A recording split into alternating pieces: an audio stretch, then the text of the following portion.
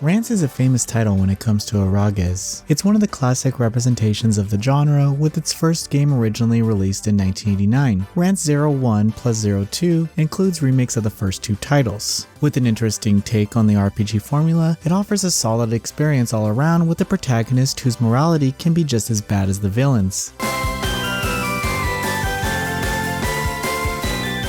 Before talking about the games themselves, it's important to talk about the protagonist, Rance. He's a warrior who acts as an impressive hero of RPGs, but he's actually a really lousy guy, a buffoon, if you will, who treats everyone around him poorly, with the only thing on his mind being women. He's really annoying, and it's tough to sympathize with him. In fact, I want Rance dead, in a really gory way for his actions. He's the kind who rescues damsels in distress and then rapes them because he gets in that sort of mood. There's even a constant assault button in both games because he always has his mind in the gutter. Though there can be some funny scenes at times, especially when his desires are denied, the situations revolving around torture are hard to swallow. These themes are part of the main story for both games, making them unavoidable. In fact, they're the main attraction, so it's important to keep that in mind. In the first game, Rance's quest revolves around finding a missing girl in Les As. However, the truth is that this simple disappearance is just the tip of the iceberg. As Rance and his slave, or partner, Syl investigate the circumstances, they'll find a much more sinister plot at work. Rance 02 is all about defeating 4 mages who use special rings to fight and defeat their master. The protagonist ends up finding out that having sex with them is a way to control their magic power, so he's eager to save them. The second game comes in 2 versions, Rance 02 and Rance 02 Kai, both included in the package. The first one uses the original script, while Kai brings revisions to the dialogue.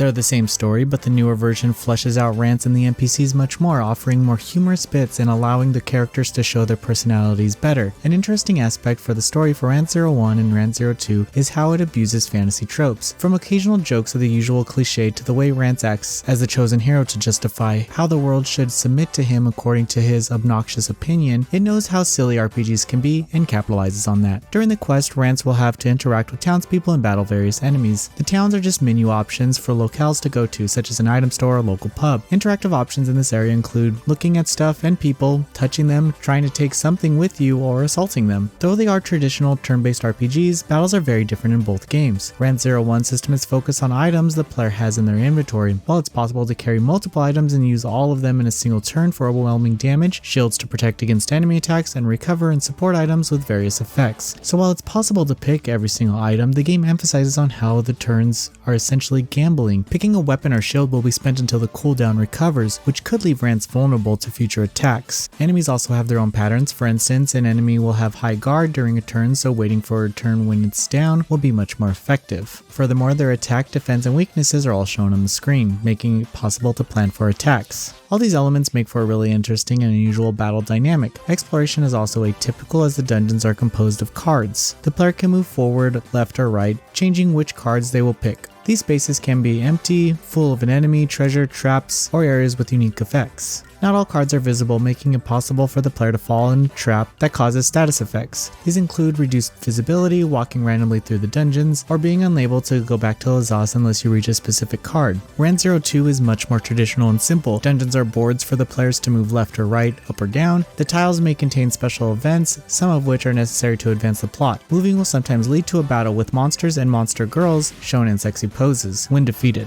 It's also possible to force battles to happen whenever the player wants to, making grinding really easy. Camping anywhere is possible, allowing the player to save and reset, but it recovers only stamina to the party, which is necessary to use attacks and spells in battle. HP recovery is handled using items or recovery spells, the latter only available during combat. Battles are basic turn-based stuff without any special flair to it. Controlling Rance, you're only able to attack, use a stronger attack that costs more stamina, use items, rest, or run. There are also segments in which it's possible to control Syl, allowing the player to use magic attacks and healing, but they are really weak. The player only controls one character at a time, leaving the rest of the party for the AI. This limitation makes the battles really annoying, even more so since the game has the brilliant idea of making any character death lead to a game over. It just doesn't work well. When the player can't use recovery magic, they have to resort to items. Still, the only consumable during that segment restores 10 HP, when the weakest character in the party is taking much more damage than that. A much better item is available in the last chapter, but the previous 10 HP items are thrown away and unavailable. Throwing away items is actually a constant in Rance Zero 2, as most treasure chests are useless, and there's no selling option in the stores. Once Rance obtains better items and armor, he throws away old ones. All these details together make the game plainly annoying instead of really offering a good old-fashioned challenge. On the more artistic departments, both games have mostly static CGs and no voice acting. However, the soundtracks are great, exploring its fantasy setting well, and the art style offers really detailed sex scenes and sexy bodies for the women, of course. I'd also like to point out that Rance 01 has penetration sounds, but 02 doesn't. Overall, the Rance 01 plus 02 bundle is a little uneven. With really bad game design decisions, Rance 02 drags the package down in quality. It's a good collection for someone who already knows how the series works and wants to dive into the universe of the totally not a hero Rance, but Rance 01 offers a better experience while 02 is just cumbersome. Noisy Pixel is giving Rance 01 plus 02 an 8 out of 10. Thank you for watching. Please read the full review at noisypixel.net. Noisy Pixel is run by a group of gamers who work hard to deliver news, reviews, previews, and more. Please subscribe to keep up with all our future content.